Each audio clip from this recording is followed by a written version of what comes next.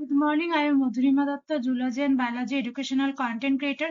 Now's content for BSc Zoology Honors, MSc Zoology, CUET PG and CSNet Life Sciences students. Paper non-chordates or invertebrate zoology, unit annelids, and topic is form and function of oligochaetes. Introduction of class Oligochaeta. More than 3,000 species of oligochaetes are found in a great variety of sizes and habitats.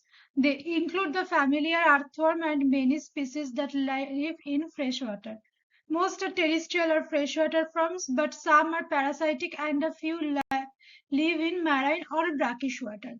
Form and function. Habitat. Earthworms, sometimes called night crawlers, burrow in moist, rich soil and usually live in branched, interconnected tunnels. Size. The species commonly studied in laboratories in Lumbricus natritris. It ranges in from 12 to 30 centimeter long, but in small in comparison to giant tropical forms whose 4 millimeter long bodies may comprise 150 to upward 20 to 50 segmented. Next, digestive system. Earthworms uses peristaltic movement, contraction of circular muscles in the anterior end lengthen the body, pushing the anterior end forward where it anchors. Anchoring is accomplished by contraction of the longitudinal muscle in forward segment. These segments become short and wide, pushing against the sides of the burrow. Next, seta. Bristle-like rods called seta projected outward through the small pores in the cuticle. Seta dig into the walls of the burrow to anchor the forward segment's contraction of longitudinal muscles, then shorten the rest of the body, pulling the posterior end up behind the anchored anterior region.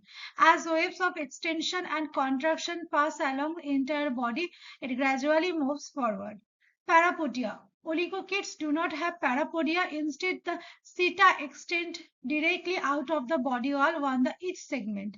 In most earthworms, each segment bears 4 pair of chitinous seta. Although there may be more than 100 such seta per segment in some oligochaetes. Nutrition. Most oligochaetes are scavengers. Earthworm feeds mainly on decaying organic matter. Bits of leaves and vegetation refuse the animal matter. The leaf-like prostomium aids in manipulating food into position. Calcium from soil swallowed with food tend to produce a high blood calcium level. Next, calciferous gland along the esophagus secrete calcium ions into the gut and so reduce the calcium ions concentration of their body.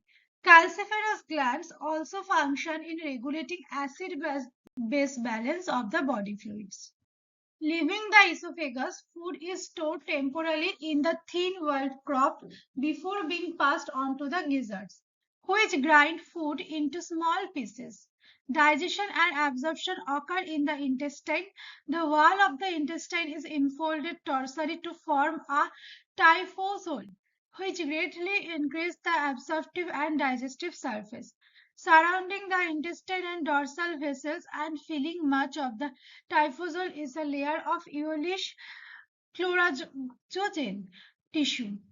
When full of fat, chlorogen cells are released into the coelom where they float freely as cells called elocytes. Next, circulation and respiration. Annelids have a double transport system, coelomic fluid and a closed circulatory system. Food wastes and respiratory gases are carried by both coelomic fluids and blood is varying the degrees. A single dorsal vessel runs above the alimentary canal from the pharynx to the anus. It is a pumping organ provided with valves and it is function as a true heart. This vessel receives blood from vessels of the body wall and digestive tract and pumps it anteriorly into 5 pairs of aortic arches. Next, a single ventral vessel serves as an aorta. It receives blood from the aortic arches and delivers it to the brain and rest of the body, providing segmental vessels to the walls, nephridia, and digestive tract. Their blood contains colorless amoeboid cells and a dissolved respiratory pigment hemoglobin. Excretion. Each segment, except the first three and last one, bears a pair of metanephridia. Each metanephridia occupies parts of two successive segments. A ciliate funnel, the nephrostom lies just anterior to and the intersegmental septum and leads by a small ciliated tubule through the septum into the segment behind where it connects with the main part of the nephridium. Several complex loops of increasing size compose of the nephridial duct, which terminates in a bladder-like structure, leading to an opening that is called nephriospore. Next is nervous system and sense organ of the polychaete. The central system reflects the typically annelida pattern, a pair of cerebral ganglia, that is the brain. Above the pharynx, a pair of connective passing around the pharynx, connecting the brain with the first pair of ganglia in the nerve cord. A solid ventral nerve cord, really double, running along the floor of the cilium to the last segment, and a pair of fused ganglia on the nerve cord in each segment. Next, neurosecretory cells have been found in the brain and ganglia of both oligochaetes and polychaetes.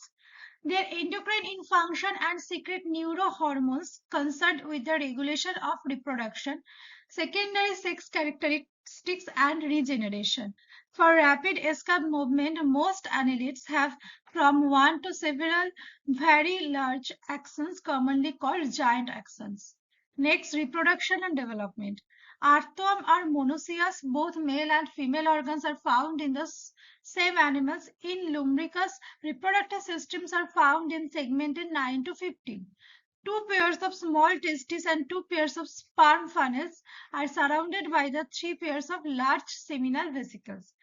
Their surface are held together by mucus secreted by the clitellum and by special ventral seta which penetrate each other's body in the region of contact. After copulation, each worm secretes first a mucus tube and then a tough chitin-like band that forms a cocoon around its clitellum.